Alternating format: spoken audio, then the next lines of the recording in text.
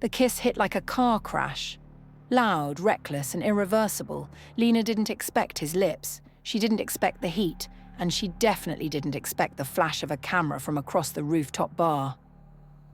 Jaxon pulled away just as the shutter snapped. "Did you hear that?"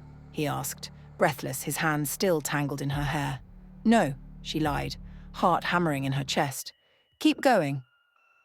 But it was too late. In the shadows behind champagne flutes and clinking glass, someone had caught it, her kiss with the billionaire's son.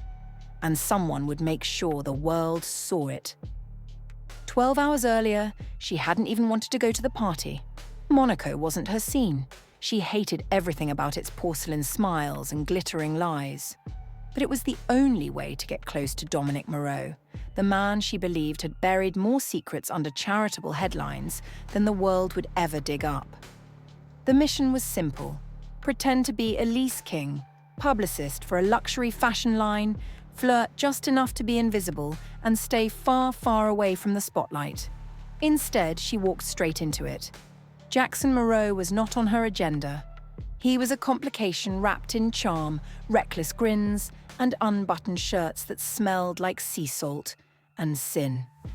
When he found her leaning against the marble railing, alone and watching the lights bounce off the water, he didn't ask for permission to sit.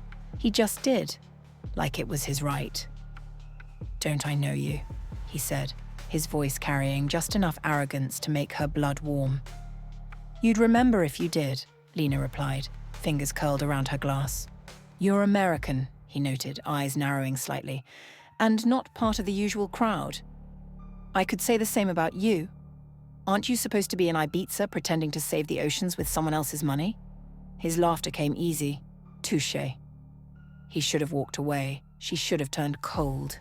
But instead they talked. About everything and nothing. About favorite books and stolen summers and what it meant to be seen in a world that only cared about wealth. And when she laughed at one of his stories, a real laugh, not the fake socialite giggle she practiced in the mirror, he leaned in. "I shouldn't kiss you," he whispered. "Then don't," she answered, not moving away. But he did, and she let him. Now the moment was out there, bleeding into timelines and headlines. Her phone lit up with messages, most from numbers she didn't recognize. Her heart thudded beneath her ribs like it was trying to warn her. This was no longer just a story. And then came the final message, one that turned her blood to ice. "Ava Sinclair, you have no idea what you've done. You think you're the first?" Lina dropped the phone. The room felt suddenly smaller, like the walls knew her secret and were closing in. She tried to pace, but her knees shook. Ava had been silent for a year. Her disappearance from the tabloids was a mystery no one questioned, because no one dared question a Sinclair. But Lina had done what no one else had. She woke the ghost. Somewhere in that glittering city, Ava Sinclair was watching. And she didn't want Jaxon back. She wanted revenge. She used to smile like a secret. That's what Jaxon remembered most about Ava Sinclair. Not her beauty, though that was undeniable. Not the parties, the magazine covers, or the Forbes accolades she collected like spare change. No, it was the way she smiled, like she already knew how it would all end. The last time he saw her, she'd walked barefoot into the sea at 3 a.m., silver dress dragging through salt and foam, mascara streaking like war paint. "You'll regret this," she'd said, staring past him like she was talking to something older than both of them. "I already do," he'd replied. He thought she was gone, but now her name was on his screen again. Ava Sinclair. "You have no idea what you've done." He stared at the message, pulse quickening. It wasn't jealousy. It was something colder, something clinical. Ava wasn't hurt. She was studying him, calculating angles like a game of chess she'd already won. Lina hadn't left her room since the photo broke. The hotel staff knocked twice. She didn't answer. Food sat untouched. Her laptop was open to a folder marked Project ECHO, and inside were names. Fake charities, offshore accounts. A familiar one, Sinclair Holdings, Ava's family. She thought it was about Dominic, but now a pattern was emerging. Ava had been a partner in this web of deception too, before she vanished. And now she was back. There was a knock, then another, then a pause, then 3 sharp taps in perfect rhythm. Lina's stomach flipped. She crept toward the door, looked through the peephole, and froze. It was Ava. No sunglasses, no entourage, no paparazzi trail. Just a red coat and a stare like winter. "Open the door, Lina," she said, voice muffled but clear, "or I'll open it for you." Lina opened it. Ava stepped in like she owned the air. Her perfume hit first, jasmine and fire. Her eyes flicked around the room and landed on the laptop. "Still pretending to be a reporter?" she asked, smile sharp. "Cute." "You knew I was coming," Lina said. "I knew someone would. My family's laundry doesn't stay hidden forever." "What do you want?" Ava's smile dropped. "I want you to listen carefully." She pulled something from her coat pocket, a flash drive. "I'm not the enemy here, Dominic is." Lina blinked. "Your ex-boyfriend's father?" "My father," Ava said.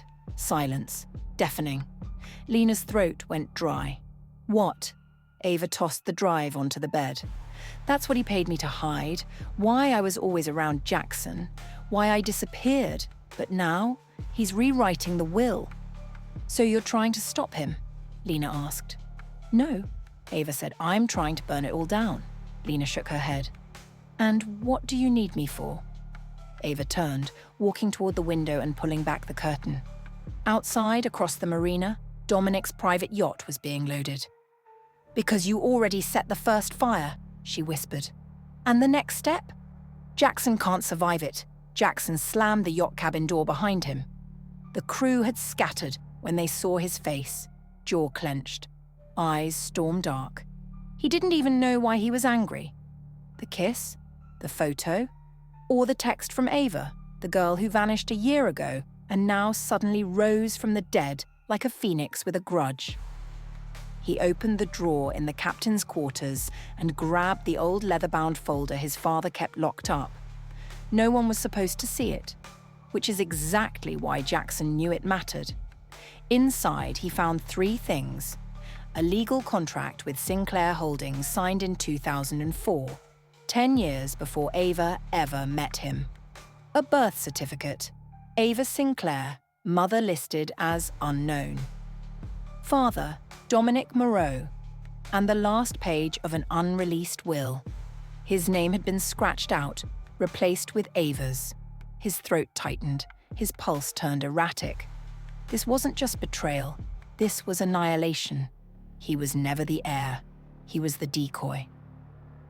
Back at the hotel, Lina watched the flash drive's contents spill open on the screen like a wound. Footage, emails, voice notes, all of them proving the same chilling truth. Dominic had created a false non-profit, Echo, an environmental foundation which used disaster relief donations to buy land under false names. Ava had been the face of it in her early 20s, playing the role of the brilliant girlfriend while Jaxon was paraded like a golden sun. Meanwhile, billions were quietly funneled into offshore crypto wallets, but the most damning clip, an audio recording, Dominic's voice cold and slow. She'll seduce him, of course. Jaxon's weakness is affection. Ava will keep him occupied. He never questions the hand that feeds him. Lina recoiled from the screen. Ava hadn't just been a ghost, she had been his handler, until she broke. Ava sat calmly on the windowsill now, backlit by city lights, her red coat draped like blood across the frame. "I was never supposed to care," she said softly, watching her reflection. "But I did." He looked at me like I wasn't just a contract. "So why destroy him now?" Lina asked. Ava turned, her eyes shimmering with something dangerously close to pain. "Because love was never part of the deal, and I don't forgive weakness." The door burst open. Jaxon stood there wild-eyed, rain dripping from his sleeves, the folder in hand like it might burn him. "You knew," he whispered. "You both knew." "No," Lina said, instantly standing, but Ava didn't even flinch. "I knew," Ava said. "She didn't." Jaxon's jaw twitched. So what was I? A distraction? A puppet? Some pathetic placeholder while my father played God? No, Ava said quietly. You were the one thing I couldn't fake. He laughed, bitter. Save it. You want the money? Take it. You want the name? Burn it. I don't want his world, she said, stepping forward. I want to end it. And you, he hissed at Lina. What are you? She stepped forward too, heartbreaking under the weight of it all. Someone who didn't mean to fall for you, but I did. And I'm not leaving. The silence was thick, the kind that comes before something explodes. Outside, sirens wailed in the distance. Then Ava's phone buzzed. She glanced at it. Her eyes widened for the first time. She turned the screen toward them. On it, a news alert. Breaking. Dominic Moreau, tech magnate and billionaire philanthropist, found dead on his private yacht. Foul play suspected. Lina gasped. Jaxon went pale. Ava didn't blink. I told you, she said. Love was never part of the deal. The room didn't move, but the gravity changed. Dominic Moreau was dead. Jaxon collapsed into the chair like the oxygen had left the world. Lina stood frozen, one hand over her mouth, the other gripping the desk. Ava? She didn't even flinch. Her calm was worse than a scream. He looked at her, voice raw. Did you do it? She tilted her head. Does it matter? Jaxon shot up, face twisted. Did you kill my father? She met his eyes. Our father. That broke something in him, something deep and boyish and broken. He stumbled backward, then turned and slammed his fist into the wall hard enough to bleed. Lina rushed toward him. Jax! Don't! He barked. Don't you dare call me that. I don't even know who the hell I am anymore. Ava stood, slowly, deliberately. She walked over to him, stopped inches away. You're the boy they groomed to take the fall, his voice cracked. You still haven't answered me. She looked him dead in the eyes. Number, I didn't kill Dominic. I was going to. I had a plan. But someone beat me to it. The room was silent except for the buzzing of a neon sign outside the window and the sound of blood dripping from Jaxon's hand. Lina was the first to speak. Who? Ava's gaze narrowed. Someone smarter than all of us. She threw a burner phone onto the bed. 2 hours ago, I got a message from a blocked number. Just coordinates. When I followed it, I found a USB taped under the deck of the yacht. Footage from Dominic's own security system. Jaxon grabbed it, plugged it into the laptop. The video was grainy. Black and white. Timestamp 3:14 a.m. Dominic stood alone in the cabin, sipping whiskey, staring into the camera. Then a shadow stepped into frame. Face hidden. Dominic didn't flinch. He laughed. I always knew it'd be you. The figure raised something. A needle. Let's just call this overdue. Dominic collapsed. The figure leaned down, whispered something into his ear, too faint to hear, then turned directly toward the camera. Pulled off the mask. Lina recoiled. Jaxon fell silent. Ava smiled. Because the killer wasn't a stranger. It was Eloise Cross, Lina's older sister, the one who vanished 5 years ago after uncovering corruption in Sinclair Holdings. The one everyone thought was dead. Jaxon turned to Lina, voice hollow. You knew? I didn't. She's gone. She's supposed to be dead. She's not, Ava cut in. She's been watching, waiting. You weren't here to break the story. You were the bait. Lina stumbled back, mind unraveling. Number no. I came here to expose Dominic. Ava's eyes flashed. He wasn't the story, he was just the opening chapter. Jaxon whispered, then what's the book? Ava walked over to the window again. The lights of Monaco flickered below. She pressed a hand to the glass. The book, she said, is about the people who built this city out of stolen names and bodies buried in ledgers. The people who made us, who branded us, who lied to us. The book ends when we rewrite it. Jaxon's voice was low, dangerous. So what now? Ava turned around slowly.